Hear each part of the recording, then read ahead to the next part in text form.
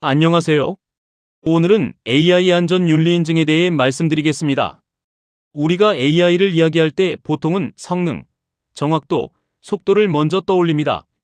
하지만 실제 현장에서는 그것만으로 충분하지 않습니다. AI가 사람에게 영향을 주는 의사결정에 들어가기 시작하면서 이 AI가 안전한지, 차별적이지 않은지, 책임있게 운영되는지, 그리고 믿고 사용할 수 있는지가 점점 더 중요해지고 있습니다. 이때 등장하는 개념이 바로 AI 안전 윤리 인증입니다. 쉽게 말하면 AI 제품이나 서비스 또는 이를 운영하는 조직이 안전성, 윤리성, 책임성, 신뢰성을 제대로 갖추고 있는지를 외부 기준으로 점검하고 입증하는 체계라고 볼 수 있습니다. 여기서 중요한 점은 AI 안전 윤리 인증이 전 세계적으로 하나로 통일된 단일 인증은 아니라는 것입니다. 현재는 국제 표준, 민간 인증, 국가 가이드라인, 그리고 법적 적합성 평가가 함께 존재하는 구조입니다. 즉, 하나의 정답이 있는 것이 아니라 용도와 목적에 따라 서로 다른 검증 체계가 병존하고 있다는 점을 먼저 이해하는 것이 중요합니다. 오늘 발표에서는 첫째, 왜 이런 인증이 필요한지, 둘째, 실제로 무엇을 평가하는지, 셋째, 대표적인 인증평가 체계는 무엇이 있는지, 마지막으로 기업은 무엇을 준비해야 하는지를 중심으로 정리해 보겠습니다. 그렇다면 왜 AI 안전 윤리 인증이 필요할까요? 가장 큰 이유는 AI가 더 이상 실험실 안에만 머무르지 않기 때문입니다.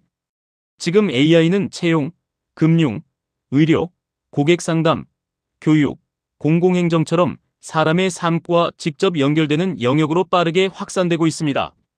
문제는 이런 영역에서는 단순히 정확도가 높다는 이유만으로는 신뢰를 얻기 어렵다는 점입니다. 예를 들어 AI가 특정 집단에 불리한 판단을 내리거나 개인정보를 과도하게 활용하거나 유해한 답변을 생성하거나 문제가 생겼을 때 책임 주체가 불분명하다면 사회적 수용성은 크게 떨어질 수밖에 없습니다. 즉, AI 리스크는 기술적 오류만의 문제가 아닙니다.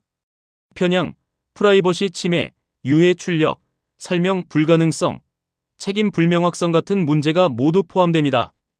그래서 인증은 단순한 홍보 수단이 아니라 이런 위험을 사전에 구조적으로 관리하기 위한 장치가 됩니다. 기업 관점에서 보면 인증은 세 가지 의미가 있습니다. 첫째, 고객과 시장에 신뢰를 줄 수 있습니다. 둘째, 내부적으로 리스크 관리 체계를 정비할 수 있습니다. 셋째, 앞으로 강화될 규제 환경에 선제적으로 대응할 수 있습니다. 결국 AI 안전 윤리 인증은 이 AI가 똑똑한가를 넘어서 이 AI를 사회적으로 안심하고 사용할 수 있는가를 묻는 체계라고 정리할 수 있습니다. 그렇다면 실제 인증이나 평가는 어떤 항목을 볼까요? 대표적으로는 안전성, 공정성, 개인정보와 데이터 관리, 투명성, 책임성, 그리고 보안과 회복 탄력성 같은 요소들이 핵심입니다. 먼저 안전성입니다.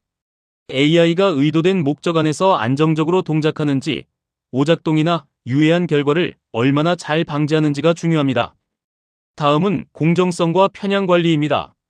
특정 성별, 연령, 지역, 사회 집단에 대해 불합리한 차별이 발생하지 않도록 데이터와 모델을 점검하는 과정이 필요합니다. 세 번째는 개인정보와 데이터 관리입니다. 데이터를 어디서 수집했는지, 적법한 근거가 있는지, 품질은 적절한지, 오남용 위험은 없는지를 봅니다. 네 번째는 투명성과 설명 가능성입니다.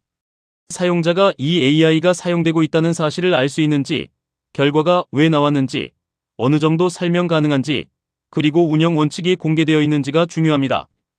다섯 번째는 책임성과 인간 감독입니다. 문제가 생겼을 때 누가 책임지는지, 사람이 개입하거나 중단할 수 있는 구조가 있는지, 즉, 인간이 최종 통제권을 갖고 있는지를 확인합니다. 마지막으로 보안과 회복 탄력성입니다. 외부 공격이나 데이터 오염, 악성 프롬프트, 시스템 장애에 대해 얼마나 견딜 수 있는지도 중요한 평가 요소입니다. 이와 관련해 NIST는 신뢰 가능한 AI의 특성으로 유효성, 신뢰성, 안전성, 보안 회복 탄력성, 책임성, 투명성, 설명 가능성, 프라이버시, 공정성을 제시하고 있습니다. 또 한국의 국가 AI 윤리 기준은 인권 보장, 프라이버시 보호, 다양성 존중, 침해 금지, 공공성, 연대성, 데이터 관리, 책임성, 안전성, 투명성을 핵심 요건으로 제시합니다. 즉, 평가 항목은 단순한 기능 테스트가 아니라 기술 데이터 운영 책임 구조를 함께 보는 종합 점검이라고 이해하시면 됩니다. 이제 대표적인 인증평가 체계를 비교해 보겠습니다. 먼저 ISO EC 42001입니다.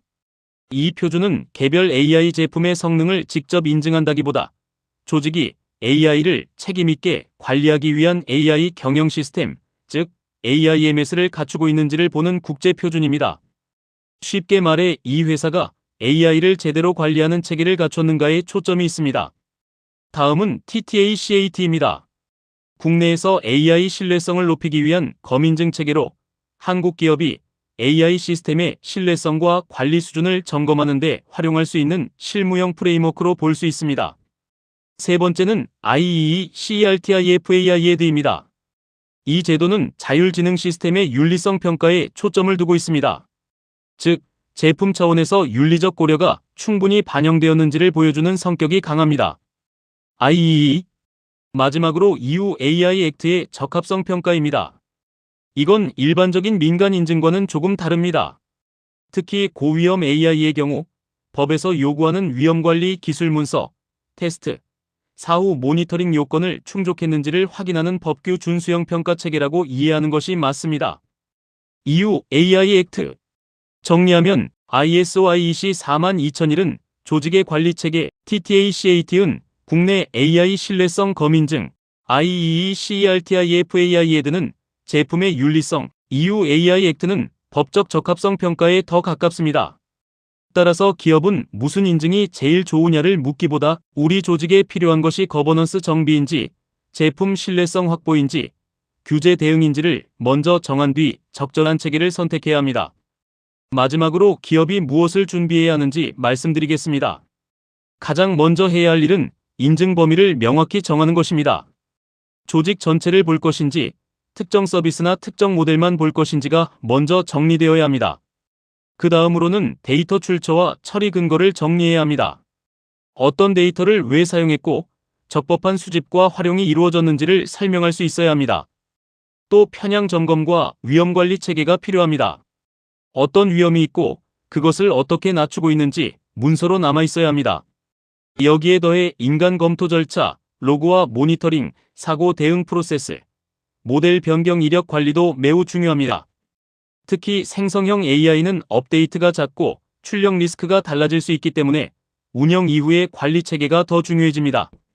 그리고 꼭 기억해야 할 점이 있습니다. 인증은 완전 안전 보증서가 아닙니다.